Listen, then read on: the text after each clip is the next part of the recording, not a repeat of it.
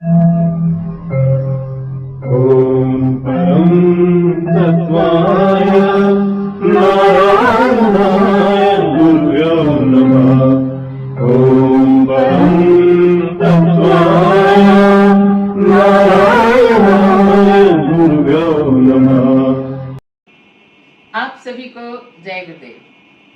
मैं अपने सद्गुरुदेव डॉक्टर नारायण दत्त श्रीमाली जी, परमहंस स्वामी निखिलेश्वरानंद जी के चरणों में कोटि कोटि प्रणाम करती हूँ।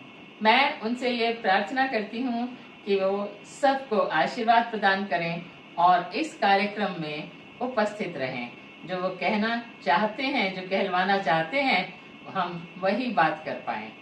तो आज हमारे साथ निर्मला जी हैं। हम कुरुक्षेत्र में हैं और निर्मला जी से मैं पूछना चाहती हूँ कि जब उन्होंने दीक्षा ली तो वो गुरुदेव से मिलने तो जाते होंगे दिल्ली या जोधपुर, तो वो जो साक्षात अनुभव थे वो कैसे रहे? एक बार हम दिल्ली गए तो उस समय नंबर लगता था काउंटर पे। अच्छा। तो जो लोग पहले आते थे वो पहले मिलते थे, जो थोड़ा लेट जाते तो इसलिए हमारा नंबर बहुत देर से आया। मैं थी, मेरे साथ दोनों लड़कियां थी, तो हमारा नंबर आया कम से 6:30 बजे होंगे। तो गुरु जी ने पूछा कहाँ से आए हो? उनका कुरुक्षेत्र से आए जी। तो गुरु जी ने कहा कि किसके साथ आए? मुझे कोई नहीं है साथ। पता है कुरुक्षेत्र कितनी दूर है? कैसे जाओगे? मैंने जी अब आप पे आ गए हैं तो आप ही जानो। हाँ। तो गुरु जी ने कहा वो तो मैं नहीं लूंगा। ऐसे उन्होंने फिर हमें जब पूछा क्या पूछना, जब बात हमने पूछी उन्होंने बता दिया। ठीक है। जब हम वापस आए तो वहां हमें बस नहीं मिली। अच्छा। बाईपास पीपी बाईपास ना करनाल बाईपास पे रुके खड़े थे। रहे हाँ। बहुत देर तक। बस पिपली कुरुक्षेत्र जाने वाली कोई बस नहीं मिली। मेरे को बहुत चिंता होगी कि लड़कियां साथ हैं, क्या करूं? घर जाऊंगी तो बड़ी डांट पड़ेगी आज। बहुत डर रही थी मैं। अरे लड़कियों को साथ ले तो आई, घर जाने में तो देर हो रही है, बहुत डर लग रहा है। इतनी थोड़ी देर में सोच रही थी, हे गुरु जी महाराज कुछ रक्षा करो, कैसे भी करो, इतने हम में घर पहुंच पाए। हाँ, मेरे को घर जाने में मेरी सहायता करो। तो हमारे पड़ोसी मिल गए, सामने घर था उनका, तो 2 जने वहाँ खड़े मिल गए। वो कहते अरे आप कहाँ जा रहे हो? हम कुरुक्षेत्र जा रहे हैं। तो बोले अच्छा। जैसे वहाँ लेट हो गए, बस नहीं मिलती। तो कोई नहीं, बस आने वाली है, हम भी खड़े, हम भी जाएंगे। अच्छा। वो हमारे साथ ले गए। अच्छा। बस आगे थोड़ी देर में बस में बैठ के चले गए। साथ मिल गया ना। हाँ। आगे जाके हम ऑटो में बैठे, ऑटो में भी वो हमारे साथ चले गए घर तक। अच्छा। देखो बहुत टिकट था, वो बहुत कम हो गया। अब तो ठीक है, एक टिकट रह गया कि घर जाके डांट तो पड़ेगी। लेकिन घर में भी ऐसा हुआ, गुरु जी महाराज डांट नहीं पड़नी चाहिए। ऐसा करना शांति रहेगा।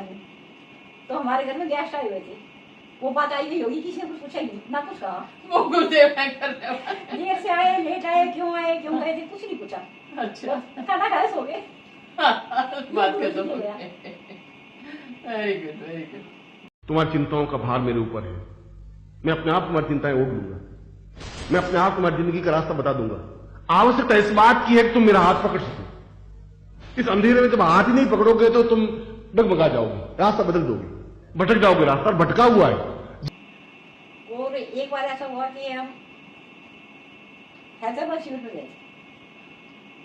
तो हैदराबाद शिविर 97 गुरु पूर्णिमा ना। हाँ, गुरु पूर्णिमा का ही हाँ, था। हाँ। 3 दिन का शिविर था। बहुत सारे लोग ऐसे दिल्ली से, पूरी ट्रेन के डिब्बे भरे थे। चंदा थी, भी हमारे साथ ही थी। हम गए शिविर में, हमारे भारती भी गई थी। अच्छा। तो गुरु जी ने सबको दीक्षा दी थी, सारी दीक्षा छूट कर दी थी। विशेष दीक्षा सारी 600 रुपए। अच्छा। कोई दीक्षा लो 600 रुपए। लोगों की लाइन लगी बड़ी, इतनी लंबी लाइन लगी कि वो लाइन खत्म ही नहीं हो रही थी। जब मेरा नंबर आया तो गुरु जी ने शक्ति भाषण दीक्षा दी और मैं दीक्षा लेके आई तो मुझे होश ही नहीं, मैं कहाँ बैठी हूँ। 15 में ले जाते हाँ, थे। मैं कहीं ऐसी जगह बैठी जाके तुलसी आगे, और मेरे को पता ही नहीं मैं कहाँ बैठी हूँ। जब तक गुरु जी ने सबको दीक्षा नहीं दी, जब तक मुझे होश ही नहीं आया। अच्छा। तो सारी लाइन खत्म होगी, गुरु जी खड़े होकर बोलने लगे अब सब जने खड़े हो जाओ और अपने अपने पैकेज खोल लो। अच्छा, तब प्रयोग करा। तो मेरे कान में आवाज आई हाँ। गुरु जी की। जब मैं खड़ी रही, मैं इतनी देर से कहाँ थी, मुझे पता ही नहीं थी कहाँ। उनकी ऊर्जा में तो कमाल ही उसके था। बाद जब शिविर खत्म हो गया तो सब लोग तो खाने के लाइन में लगे। हमने कहा हम तो नहीं जाएंगे, गुरु जी के दर्शन करके बैठे हैं। हमारे मन में कुछ ऐसा विचार है कि हम सही बैठे हैं, बाद में जाएंगे सब चीज। क्या है, खाने तो है, खा लेंगे। बैठे थे बहुत जरूर खाना भी हाँ सब तो खा ही चुके, लोग जा भी चुके सब। तो गुरु जी स्टेज पे थे अभी, अच्छा। तो गुरु जी क्यों चरण शपथ करवा रहे थे ना, हाँ, हाँ, तो बैठे थे गुरु जी। हमने कर ली थी, फिर हम बैठ गए। फिर गुरु जी की ओर देखते रहे। फिर बाद में गुरु जी उठे, जब गुरु जी जाने लगे तब हम उठे। फिर गुरु जी थोड़ी दूर गए, वापिस आए। अच्छा। बोले अरे वो लोग तो बेचारे रह ही स्टाल वाले थे, उनके भी तो चरण शपथ है। गुरु जी दौड़े गए, हर एक का नंगे क्या? पैर, नंगे पैर। हाय राम। और गुरु जी दौड़ ली स्टाल की तरफ, लोग भागे गुरु जी आए, हम भी भागे पीछे पीछे। और गुरु जी ने सबसे चरण स्पर्श करवाया। ये देख लो, हर एक का ख्याल है हाँ, उनको। जितने भी लोग थे। तो हमने ये सोचा कि गुरु जी के मन में कितना है यहाँ, हर एक का ध्यान है, हर एक का। वो बेचारे सेवा करने हैं, उनसे चरण स्पर्श करवाने चाहिए। और वो गुरु जी का आखिरी सेवा। हाँ, फिर उसके बाद तो गुरु बाद में पूर्णिमा ये हुआ, आई अच्छा नहीं। हम बहुत देर तक बैठे रहे, देखते रहे उनको। दर्शन कर लिया आपने, बहुत बहुत अच्छा। जब तक गुरु जी नहीं गए तब तक हमने खाना नहीं खाया था। वे भी जब मैं वापस रवाना होता हूँ तो शायद बहुत ज्यादा भाव विफल हो जाते हैं, सुबकियां लेने लग जाते हैं, चरणों को पकड़ लेते हैं और शायद अपने आप को तोड़ देते हैं। वो कहते हैं कि ऐसा आप आए और 2-3 घंटों में चले जाएं तो कुछ अभी तो देखा ही नहीं आपको ढंग से। उन लोगों का भी बहुत प्यार, बहुत स्नेह, बहुत अपनत्व, बहुत अटैचमेंट मेरी जिंदगी में रहा है। मैंने भी उनको बहुत जिंदगी में देने की क्रिया की है। एक गुरु भाई हमको बता रहे थे, वो आश्रम में थे, तो बोले कि बहुत ठंड थी, तो किसी गुरु भाई ने जो है गर्म कपड़े और सॉक्स वगैरह नहीं पहने हुए थे। तो गुरु बहन ने बोला होगा कि आप अपना ध्यान नहीं रखते हैं, आपको ठंड लग जाएगी तो कहते हैं मैं वहीं बैठा हुआ था, मेरे मन में विचार आया कि हमको तो कोई पूछने वाला भी नहीं है यहाँ, मतलब कोई भी ये कहने वाला नहीं है कि तुमने भी कपड़े नहीं पहने हुए, उसने भी नहीं पहने हुए थे गर्म कपड़े। तो कहते तब तक जो है ऊपर से आया एक लड़का और कहा आपको गुरुजी बुला रहे हैं। तो गया गुरुजी के रूम में, गुरुजी कहते हैं तुझे ठंड लग जाएगी, तूने जुराबें नहीं पहनी है, तूने कोई गर्म कपड़ा नहीं पहना है, तो ऐसे कैसे कुछ हो गया। तो जो शब्द वो नीचे सोच रहा था वही गुरुजी ने उसको बोल दिया बिल्कुल। तो बोला कि मैं मन में खुश भी हो रहा था कि गुरुजी को इतनी चिंता है, और मन में मैं शर्मसार भी हो रहा था कि ये मैं क्या सोच रहा था। ऐसे होता है। हाँ, वो तो हर एक का। गए दिल्ली, तो गुरुजी की आरती देखने में गया, हमने आरती देख के जाएंगे। बैठे थे, आरती देखी, जहाँ जितने लोग बैठे थे आरती में सबने चरण स्पर्श किए एक एक करके।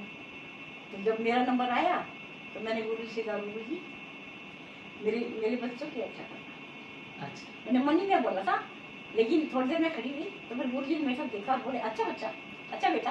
वो मन की बात तो पढ़ लेते हैं ना। देखो वो बात जो मैं कहना चाहती गुरुजी ने सुन ली। सुन, वो हर एक की बात मन की जानते हैं। और कभी कभी तो प्रवचन में ऐसे होता था, जो प्रश्न हमारे मन में उठ रहा है वो उसका उत्तर मंच से दिया करते थे, उसी बात पर चल रहा होता था सब। एक बार हम दिल्ली गए थे, मैं अपने पति के साथ गई थी, बेटा भी साथ था। तो बहुत देर तो गुरुजी नहीं, बहुत देर तक लोग बैठे थे, आए नहीं गुरुजी। आ भी गए थे अंदर, मिलने की इजाजत नहीं किसी को। अच्छा। पता नहीं क्या था। फिर वो कहने लगे कि मैं तो मामा के घर चल जाता, यहाँ चादरा। आपके हस्बैंड? हाँ। अच्छा। और मैं मेरे चाचा जी के घर चला जाता, इतनी देर होगी, इतनी देर में वहाँ उनसे मिल जाता, उनसे मिल जाता, भाई साहब से मिल जाता। अच्छा। और इतना टाइम वेस्ट हो गया। अच्छा। ऐसे हमारे को कह रहे थे तुमने जाकर मेरे को यहाँ बिठा दिया, अब कितनी देर होगी, गुरुजी तो आई भी नहीं अभी। जब हमारा नंबर आया तो गुरुजी ने वही बातें सुनाई सारी। अच्छा। नंबर भी नहीं आया, प्रवचन दे रहे थे आके बाहर। अच्छा। और कहने लगे कि कोई अपने मामा के घर जाओ, कोई चाचा के घर जाओ। मैंने किसको रोका है? आना तो आओ, नया नंबर था, मैं क्या बुला नहीं आया था। अच्छा। ऐसे बोल रहे तो हमें पता चल गया किसको कह रहे हैं। हम तो सोच रहे गुरुजी नहीं को कह रहे, यही कह रहे थे ये बात। तो अरे उनको तो अंदर बैठे उसी बाहर बात का बैठे जवाब सबका उसी को पता दे है। देते थे। हाँ बिल्कुल, उधार नहीं रखते थे, वहीं का वहीं। हाँ बताओ क्यों आते हो, बताओ। बिल्कुल। हाँ, तो वो बुलाने थोड़ी जा रहे हैं, अपनी हाँ, इच्छा और से हमारे अपनी हमारे इच्छा से पड़ोसी जाते थे, हैं। वो हमारे घर से गुरुजी के गए। हम्म। एक बार पूछी उन्होंने, एक बार दोबारा पूछने गए, गुरुजी ने इतनी जोर से डांटा, चलो भाई तो विश्वास ही नहीं क्यों आते हो? क्यों आते हो भाई, आप बार बार एक ही चीज को एक ही पूछ प्रश्न रहे को हो। बार बार पूछते। हम्म। एक बार पूछा उन्होंने, कहा हमारा लड़का का जिंदा है, तुम्हारा लड़का बाद में घर आ जाएगा, जिंदा है। तो दोबारा पूछने गए, फिर उन्होंने फिर भी बता दिया। तीसरी बार फिर गए अरे बाप। तो भागो यहाँ। उनके समय को लोगों ने कुछ समझा ही नहीं। और ना एक बात ये भी है, गुरुजी थे एक विद्रोही तरह के, तो अगर जो है नहीं, ओ उनको किस बात का डर, सारा ब्रह्मांड को संभालते हैं, उनको किस बात का डर है। तो गुरुजी का एक ऐसा टेम्परामेंट था कि अगर आप अपनी लाइन से पार होते हो ना तो फिर वो छोड़ते नहीं, चाहे कुछ भी हो। मैंने एक बात कही थी, मैंने ये बात कही थी कि मेरा परिचय ज्योतिषी के रूप में नहीं हो सकता, मेरा परिचय कोई पत्रिका का संपादक के रूप में नहीं हो सकता। ज्योतिष पर भी काम किया है, वैदिक विधि पे काम किया है, आयुर्वेद पे भी काम किया है, मंत्रों पर भी किया है, तंत्र पर भी किया है, योग पर भी किया है, दर्शन पर भी किया है, मीमांसा पर भी किया है, नए उपनिषदों की रचना भी की है और उपनिषदों के सारभूत को भी ग्रहण किया है। ये सब कुछ मैंने अब लिखा है, गजल भी गाई है, गजल भी लिखी है, कविता भी लिखी है, शेर शायरी भी की है, लिखी है, और तुमसे मैं ज्यादा हारमोनियम अच्छा बजा सकता हूँ, तुमसे ज्यादा अच्छा गा सकता हूँ, तुमसे ज्यादा अच्छा नाच सकता हूँ। ये सब कुछ करने के बाद भी मैंने उनको ये कहा था उस दिन की इन शब्दों से, इन चीजों से मेरा परिचय नहीं मिल सकता। मैं तो सही अर्थों में एक विद्रोही व्यक्तित्व हूँ। जहाँ पाखंड होगा, जहाँ छल होगा, जहाँ झूठ होगा, जहाँ ढोंग होगा, जहाँ कपट होगा, मैं प्रार नहीं करूंगा और करता हूँ। मैं तो फोन पे भी बात करती थी, बहुत देर तक बात करते हैं। अच्छा, बस वो बात की बात याद रहेगी, उन्हीं का याद नहीं रहेगी, याद नहीं रहेगी, याद। और गुरुजी का ना व्यक्तित्व बचपन से ही ऐसा था, विद्रोही किस्म का। तो जैसे आप मुझे अभी एक बात बता भी रहे थे गुरुदेव के बचपन की, स्कूल की। स्कूल की बात ऐसी थी, ये पाकिस्तान में थे जब। अच्छा, कानपुर कटोरा में थे। तो वहाँ इनके पिताजी वहीं कुछ सर्विस वगैरह हाँ, वो नहीं, वो बिजनेस के लिए काम करने के लिए काम करने के लिए हाँ। वहीं रहते थे। तो गुरुजी को स्कूल में बिठाया पढ़ने के लिए। छोटे थे, थोड़े बड़े हुए तो कहते हैं वो इतिहास पढ़ाते मुगलों का, अंग्रेजों का। वो कहते मैं तो नहीं पढ़ूंगा। अच्छा, मना कर दिया। मास्टर कहते याद नहीं करता, याद मुझे याद नहीं करना, तुम हमारा पढ़ाओ, हमारे इतिहास पढ़ाओ, हमारे ग्रंथ पढ़ाओ, गीता रामायण भागवत कुछ पढ़ाओ, मैं ये नहीं मुझे पढ़ना। अच्छा, तो मास्टर ने कहा क्यों नहीं पढ़ना, कहते नहीं पढ़ना, निकल जा स्कूल से। तो था कि करा गए। अच्छा, पिताजी ने डांटा, छोड़ गए स्कूल में, अगले दिन भी यही बात करा गए। अच्छा, मेरे पिताजी ने डांटा, तुम तो पढ़ते ही नहीं हो, जिस स्कूल में जाते उसी से नाम कट जाता है। कई स्कूल छोटे ऐसे, लेकिन मैं अपनी पढ़ूंगा, मैं अपने इतिहास खुद बनाऊंगा। देखो, अपने इतिहास को जो है कहाँ ले गए। अच्छा, अपना इतिहास खुद बनाऊंगा, क्या बात है। मुझे नहीं पढ़ना है। कितनी बड़ी बात कह दी कि मैं अपना इतिहास खुद बनाऊंगा, और कैसा इतिहास रच के गए। मुझे अपने ग्रंथ पढ़ने हैं। कितनी बार पीएचडी, कितनी बार पढ़े, डॉक्टर बने। जो बच्चा स्कूल से निकाल दे वो डॉक्टर बन सकता है। ये भी तो था ना उनके, वो पहले से क्या था उनका। वो तो सिद्धाश्रम से आए हुए व्यक्तित्व थे, तो वो तो पहले से ही सब कुछ जानते समझते थे। फिर तो गुरुजी की पिटाई भी लगी होगी स्कूल में। नहीं, पिटाई उस समय सख्त जमाना होता था। वो तो नहीं, सारे बच्चों को मारते थे, डंडी बोलते थे हाथ में से। तो मैंने कहा ना, ऐसा भी तोड़ के डंडी उसके ऊपर फेंकी जोर से। अच्छा, मारा किसी ने? हाँ, इसीलिए मैंने कहा। मारने के लिए छड़ी उठाई ना। हाँ, वो ये पेड़ की डांड तोड़ते थे। हाँ, तो यही था, उसी से। उसे लगती है वो जोर से, उसकी पतली मारते होती थे, है। हाथ निकालते हाथ में मारते थे। अच्छा, तो उनको मार रहे तो पड़ते, वो हाथ में करा ना, वो हाथ में मारा, डंडी पकड़ी कस के तोड़ के वो फेंकी, माथे के ऊपर ही पड़ी जाके वो आ गए। घर आ गए। जाने नहीं, स्कूल ही जाना।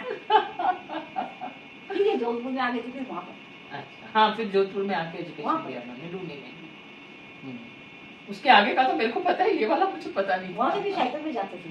हाँ, वो लूनी से तो गुरुजी ने एक साल में 2 क्लासें पास करी, तो उनकी स्टडीज जो है रुकती हुई हैं थोड़ी। फिर तो एक समय ऐसा आया कि वो जिस स्कूल में पढ़े उसी में उनको पढ़ाने के लिए टीचर रख लिया था। हाँ, गुरुजी का इतिहास तो अपना ही जबरदस्त है, और रच ही दिया उन्होंने इतिहास। देखो, वो शुरू से ही ना भारतीय संस्कृति के लिए काम करने आए थे। और कई तो ऐसे उदाहरण, बिजनेसमैन, बहुत सारे बिजनेसमैन, बहुत सारे हीरोइन, हीरो। संजय, सुनील दत्त। अच्छा, सुनील दत्त गुरुजी के पास गया था। अच्छा, तो संजय दत्त मुझे हाँ, ये ना जब गुरुजी को तालकटोरा स्टेडियम में अवार्ड मिला था ना ब्रह्मर्षि का, वो सुनील दत्त भी आया हुआ था उस समय। सुनील दत्त इसलिए गया था, उसके लड़के की किसी कांग्रेस वाले ने, वो टाटा में बंद हो गया था। हाँ, तो कांग्रेस वालों ने किसी ने हेल्प नहीं की। हाँ, उसने, हम उस समय वहीं थे, तो सुनील दत्त जी ने खूब गुहार लगाई कि मैं, कोई ऐसा व्यक्तित्व नहीं है जिसके पास मैं नहीं गया, पर मैं एक ब्राह्मण हूँ और मेरे लड़के को कोई जेल से नहीं निकाल पा रहा है। और उस समय जो है स्वरूपानंद जी भी थे वहां पर, जो शंकराचार्य थे, स्वरूपानंद जी भी थे। वो भी सुन रहे थे, लेकिन वो भी कुछ नहीं कुछ बोले, नहीं बोला। कांग्रेस वालों ने कोई एक्टिंग नहीं की। किसी ने भी नहीं करी। नहीं क्या पार्टी के थे, सांसद थे, किसी ने भी नहीं करी, किसी ने भी नहीं करी। हाँ, फिर गुरु जी ने हमको कुछ करके दिया था, वो दिया था। फिर गुरुदेव ने जो है वो छुड़वाया था। बिल्कुल, देखो भक्तों की रक्षा तो वो करते ही हैं, और वैसे भी एक बात है कि अगर कोई दुखी मन से उनके पास जाता है तो वो जरूर सुनते थे। कोई ये सोचता नहीं मेरे ये करेंगे, उनका उसका करते थे। हाँ, जो उन पर छोड़कर चलता है ना, उसका तो करते थे। विश्वास करके जाओ उसका। हाँ, हमने तो कई बार देखा, जब भी कोई काम हो, कोई काम रुकता दिखता है या किसी काम में भी अड़चन आती है, उनका नाम लेके थोड़ा सा ध्यान लगाते हैं तो वो काम हो जाता है। वही कर रहे होते हैं। ये हम तो सिर्फ खड़े होते हैं, कर तो वही रहे होते हैं। बहुत अच्छा। तो आपसे बात करके आज बहुत आनंद आया, मुझे तो गुरु जी के बारे में पता चला, बहुत अच्छा लगा, और आपसे हम फिर मिलेंगे। आज सभी को जय गुरु।